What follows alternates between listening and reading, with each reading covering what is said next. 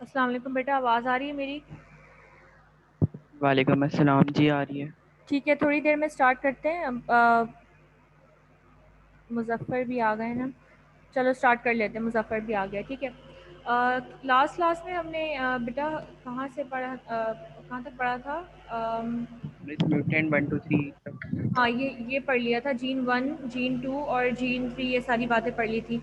ये तुमने बेटा पढ़ा खुद से? अब्दुल्ला, क्लियर हुआ ये या नहीं? जी मिस, आ गया था। जी, हो गया था। ठीक है, ठीक है, चलो सही है।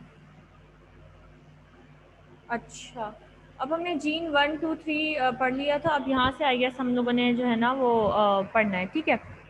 अब आ जाते हैं आपका यहाँ से the gene two by converting O. अच्छा, this shows that gene one functions by converting some prior substance into O. कल वाली क्लास में भी मैंने आपको ये बात बताई थी कि ये जो जीन वन है, ये जीन वन क्या काम कर रहा होता है। ये gene one basically substance, prior substance को चेंज कर रहा होता है इनटू ऑर्निथीन। सही है। और जो जीन टू है, मैंने आपको क्या बताया था, ये क्या कर रहा होता है, ये ऑर्निथीन को चेंज कर रहा होता है इनटू आर्जिनिन। ठीक है। और जीन थ्री क्या करता है कि ये आपका सॉरी, ऑर्निथीन को चेंज करता है इनटू सिट्रुलिन, और ये सिट्रुलिन फिर चेंज होता है into arginine by gene three. The gene two by converting O into C and gene three by converting C into A. ठीक है, ये सारा इसका काम है। If X rays damage gene one, अगर क्या होगा कि एक्स रेज जीन वन को डैमेज कर देंगी, ये बात मैंने कल क्लास में आपको समझाई थी कि अगर एक्स रेज जीन वन को डैमेज कर देंगे तो मोल कुड नो लॉन्गर ग्रो नहीं कर पाएगा। वो क्यों नहीं कर पाएगा? क्योंकि उसके पास आगे जितने भी अमाइनो एसिड बनने थे वो नहीं बन पाएंगे, ऑर्निथीन, आर्जिनिन, सिट्रुलिन तीनों नहीं बन पाएंगे। सही है। could no longer grow unless its normal function of making O was compensated for। ठीक है, उस वक्त तक ग्रो नहीं कर पाएगा। देखो हमने लास्ट क्लास में ये तो पढ़ा था यहाँ पे कि म्यूटेंट वन उस वक्त तक ग्रो नहीं करेगा जब तक आप उसको ऑर्निथीन, सिट्रुलिन, आर्जिनिन उसकी मीडियम के अंदर नहीं डाल दोगे। ठीक है। अच्छा, अब आपके पास adding product O to the minimal medium would do this, यानी कि अगर आप प्रोडक्ट ऑर्निथीन को डाल दोगे इसके अंदर तो हमारा काम हो जाएगा और ये ग्रो कर जाएगा।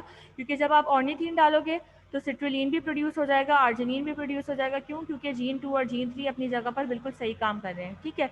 Adding product O to the minimal medium would do this, but it is to be noted that adding C or A can overcome this deficiency.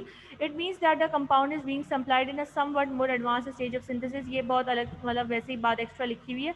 असल यहाँ से चीज़ शुरू हो रही है। If gene 3 mutates, then this deficiency cannot be overcome by adding substances O or C। देखो, मैंने आपको क्या बताया था, अगर आपने जीन थ्री को म्यूटेट करवा दिया है तो जीन थ्री की म्यूटेशन की वजह से क्या होगा, आर्जिनिन नहीं बन पाएगा। ठीक है।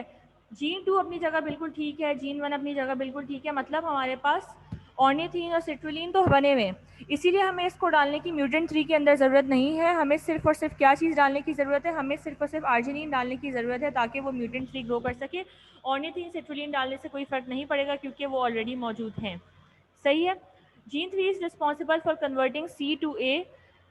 In this case there is no alternative except to add A to the medium, यानी कि arginine ऐड करने के अलावा आपके पास कोई और ऑप्शन नहीं है क्योंकि gene three is not responsible for formation of O और ऑर्निथिन और सिट्रुलिन, बल्कि ये आर्जिनिन बना रही होती है, इसीलिए यहाँ पे हम आर्जिनिन देंगे तो ये ग्रो करना स्टार्ट कर देगा।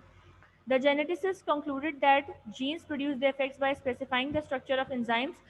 जेनेटिसिस ने क्या बात कही कि जो जीन है वो बेसिकली कैसे अपना इफेक्ट प्रोड्यूस करते हैं, एंजाइम्स को स्पेसिफाई करके अपना इफेक्ट प्रोड्यूस करते हैं। And that each gene encodes the structure of a single enzyme, यानी कि हमारे पास हर जीन एक ख़ास किस्म के, पर्टिकुलर किस्म के एंजाइम को इंकोड कर रही होती है। हर जीन जो है वो स्पेसिफिक उसका होता है एक अदद एंजाइम। ठीक है। यहाँ पर भी हमने ये देखा, अगर आप नीचे वाली 6.7 डायग्राम में देखो तो उसमें आपको नज़र आ रहा होगा कि enzyme E is basically changing acetyl choline into ornithine, और एंजाइम F चेंज कर रहा है ऑर्निथीन को सिट्रुलिन में, और एंजाइम G क्या कर रहा है, वो सिट्रुलिन को चेंज कर रहा है इनटू आर्जिनोसक्सिनिन और फिर आर्जिनिन में चेंज कर रहा है। तो ये अलग अलग जीन अलग अलग एंजाइम्स को फॉर्म करते हैं। This is the whole relationship which has been explain through this experiment, one gene one enzyme hypothesis. यानी कि आपने जो म्यूटेशन करवाई थी या आपने जो एक्स रे से एक्सपोज करवाया था, उस एक्स रे की वजह से जब आपने जीन वन में म्यूटेशन करवाई तो जीन वन में म्यूटेशन करवाने की वजह से आपके पास वो एंजाइम प्रोड्यूस नहीं हो सके जो कि प्रायर सब्सटेंस को ऑर्निथीन में चेंज कर देते। जब आपने जीन टू के अंदर म्यूटेशन करवाई तो क्या हुआ, आपके पास वो एंजाइम नहीं बन पा रहा था जो कि ऑर्निथीन को चेंज कर सके इनटू सिट्रुलिन, ठीक है। जब आपने जीन 3 को के अंदर म्यूटेशन करवा दी तो जीन 3 जो अपना खास एंजाइम बनाता है वो नहीं बना पा रहा था, जिसकी वजह से हमारे पास सिट्रुलिन नहीं चेंज हो पा रहा था इनटू आर्जिनिन। इस तरह से हमारे पास ये बात प्रूफ होती है कि हर gene is related to every gene is related to a particular enzyme, ठीक है।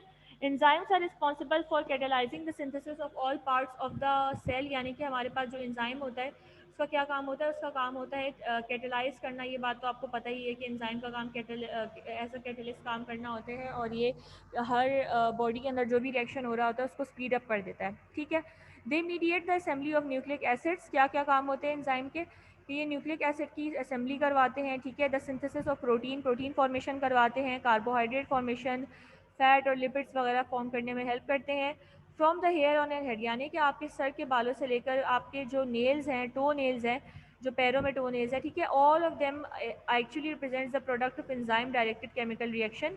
आपको पता है कि जो हेयर है, जो नेल्स है, all of them are basically a type of protein, और ये बेसिकली क्या चीज़ है आपके पास, because of the function of gene, क्योंकि हर gene is related to a particular type of enzyme जो ये सारा फॉर्म कर रहे होते हैं, ठीक है। अच्छा, अब डीएनए इस बात से क्या चीज़ साबित होती है, इससे ये साबित होती है कि by specifying your enzyme DNA specifies you, यानी कि डीएनए आपके एंजाइम को स्पेसिफाई करने के साथ साथ क्या चीज़ आप स्पेसिफाई करते हैं, आपकी होल बॉडी का कैसा स्ट्रक्चर होगा, आपके कैसे बॉडी के बॉडी पार्ट्स कैसे होंगे, या फिर ये जो आपकी बॉडी के अंदर जितने भी रिएक्शन हो रहे हैं वो कैसे होंगे, वो स्पेसिफाई करता है डीएनए। कैसे करता है, बाय स्पेसिफाइंग एंजाइम, जो कि हमारे पास इस पूरे रिएक्शन से प्रूव होता है कि one gene one enzyme hypothesis, यानी एक gene is responsible for a particular type of enzyme.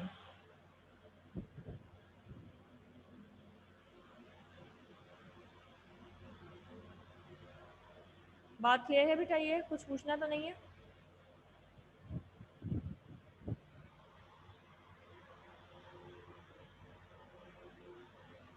कुछ पूछना तो नहीं है बेटा?